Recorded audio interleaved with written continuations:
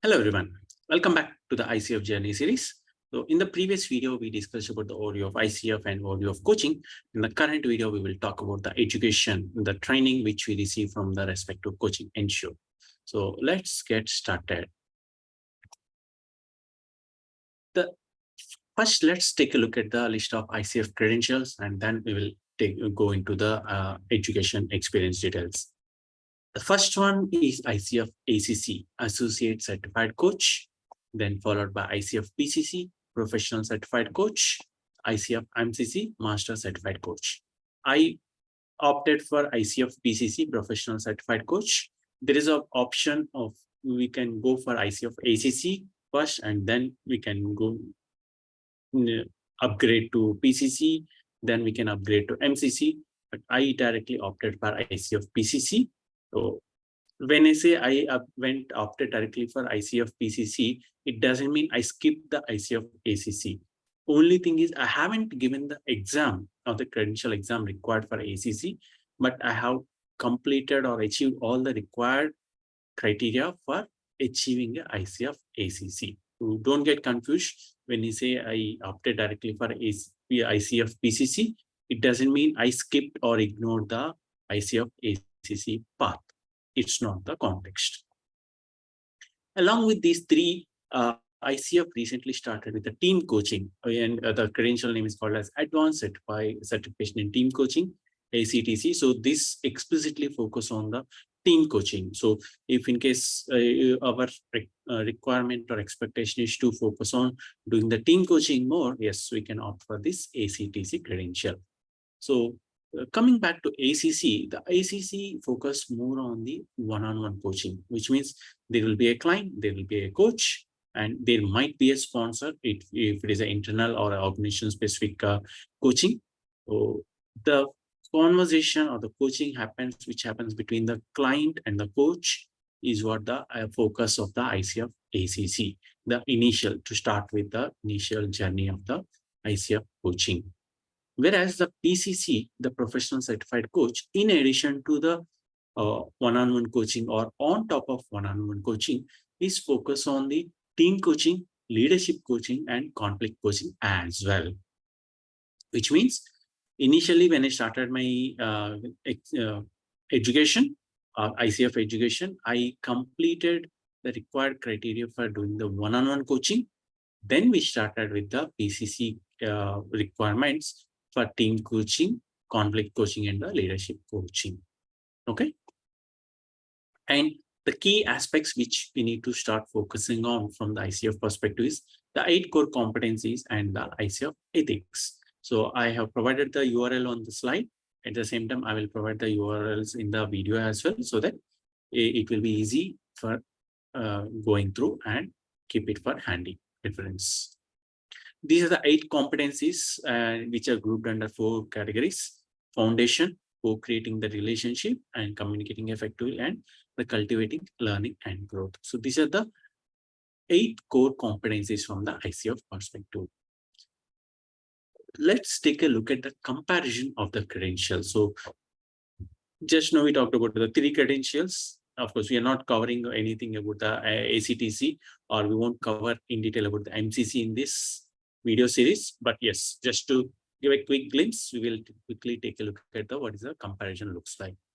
For ACC to get started with, we need 60 hours of education, which means we need to get trained from any of the ICF certified coaching organization for 60 hours to get eligible for the ICF ACC credential. This is one of the eligibility criteria. Just by completing 60 hours of education won't be making us automatically eligible for the credential exam. What is the additional criteria required? We will discuss in the subsequent videos. But again, just to let you know, just by attending that 60 hours of training from the coaching institute will not be sufficient. That alone will not help you to be eligible to give the exam. The same way for PCC, the Professional Certified Coach, 125 hours of total education is required, which means if in case you are already ACC certified, you need to go through additional 65 hours of training from the coaching institute, where they cover about the team coaching, conflict coaching, leadership coaching, or any other specific coaching which that specific coaching institute is providing. In my case, because I directly opted for PCC, so I had gone through the 125 hours, which includes the ACC course or ACC criteria as well.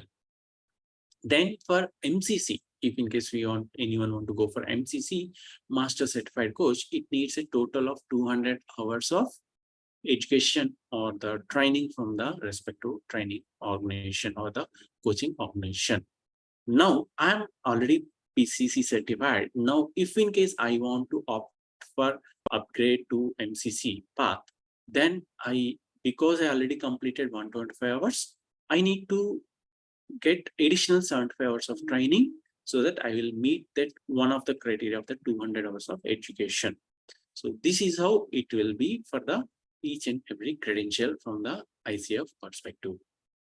Now, another criteria which we need to consider is the comparison of the different levels. So there are 3 different levels within ICF perspective, and some of them are common for all the levels. The education, just now we discussed about it, experience, the mentor coaching, credential exam and post-exam, the subsequent video topics might remain same for all the levels.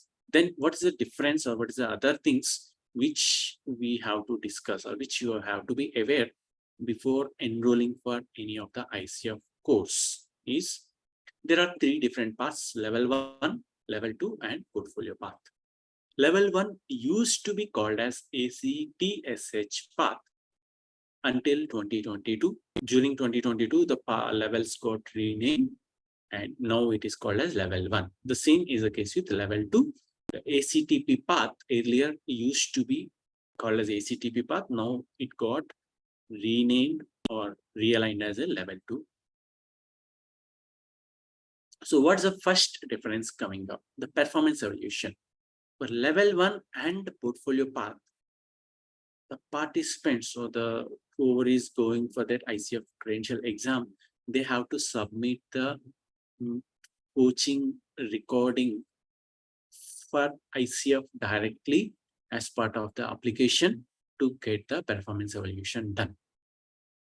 For the case of level 2, the coaching institute or the coaching organization will be taking that responsibility to get it included or to get it covered as part of the education program itself.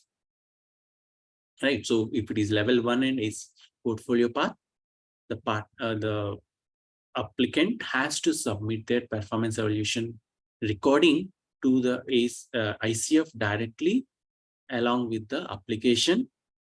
At that point of time, they will go through, review and provide the feedback. Whereas for level 2 path, it will be taken care by the coaching organization. Then the application fee. There is a very clear difference between the ACC versus PCC, of course, for MCC as well, and the member versus non-member. So there is a clear difference between the fees details, and at the same time, there is a clear difference between the levels as well. Because level 2, the coaching institute is taking care of the performance evaluation, the fee will be comparatively less when compared to level 1 and portfolio path. Then the timelines. The another key factor which we need to consider is the timelines for application review for getting eligibility for the exam. Right? We can't just go and give the exam just like that. We will discuss more when we go to the exam related video. But yes, so once we submit the application, ICF has their own defined timelines. For level 1, for ACC and PCC, again, it is different. Same with level 2, same with portfolio path as well. So as you can see, the level 2 timelines are less compared to the level 1 and portfolio path. The reason, the performance evaluation is already taken care by the coaching organization. So now ICF has to review the application, cross-check the education experience and the cross-check the coaching experience, and then they need to review, approve or give any required feedback. But in case of level 1 and portfolio path, the ICF has to do the performance evaluation as well. That's the reason the timelines for review is very high compared to the level 2, and we need to be aware of that one or these three differentiating factors or comparison for the levels before opting for any of the organization for the coaching program. I opted for level 2 for my ICF journey, and for my PCC application, I got approved within 2 weeks of time from the time I submitted. I got the application reviewed and approved within 2 weeks of time. So I went ahead with the next steps. Now, some additional pointers for choosing a coaching institute. So just now we discussed that we need 60, 125 or 200 hours for ACC, PCC and MCC respectively. So what's the pointers we need to choose for coaching institute? The first one is take a look at the trainers and the reviews. When we say the 60, 125, 200 hours of training or coaching from the coaching organization, there will be multiple trainers who will be taking up this training or the coaching education from the coaching institute perspective. So make sure to check who are the trainers and what's the reviews and how the feedbacks is coming up from the previous participants perspective. The another factor, important factor, is a course duration. So we know that we need to spend 60 hours or 120 hours or 200 hours of that education required for that specific credential. So what's the duration of the course looks like? We need to be aware of that. Accordingly, we can pick and choose the coaching institute. Then the next thing is a session schedule. Along with the course duration, the session schedule as well is important. Right. So if in case I have to opt for a coaching institute where the sessions are on the weekdays, even in the mornings or in the evenings, it might not be possible or feasible for me or convenient for me, because it's a journey of that 60 hours or 120 hours of training from the institute. So it needs dedication, it needs continuous participation and be attentive and participating in the classes, the sessions, and make sure we are not missing or skipping or ignoring the classes in the middle. So that's where like we need to make sure the course duration as well as the session schedule is clear before opting for the course. In my case, because it is a 125 hours of direct PCC, every weekend is our course, or the session schedule is every weekend. So which means I made sure like I am available over the weekend to be participating in the training session or to be participating in this course from the coaching institute perspective. So we need to take a decision, we need to take a call which type of course or what session schedule might work as per your own convenience, your own schedules, both professional and personal. You need to make sure that you are committed for this journey. So accordingly, we can choose that. The next one is a level 1 and level 2. So which level you will be enrolled for, or which level you will be opting for. Make sure you check the timelines, you check the exam fee, you check the performance evaluation guidelines, and accordingly you can opt for that. Right. Along with these 4 pointers, there is another pointer as well, which is the fee, the course fee. Many folks, this is one of the common FAQ I got from many folks.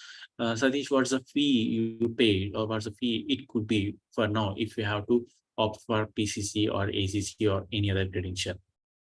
There is no comparison, or there is no, it won't be of any benefit even if I share the numbers of the fee, because I started my journey in the October 2021.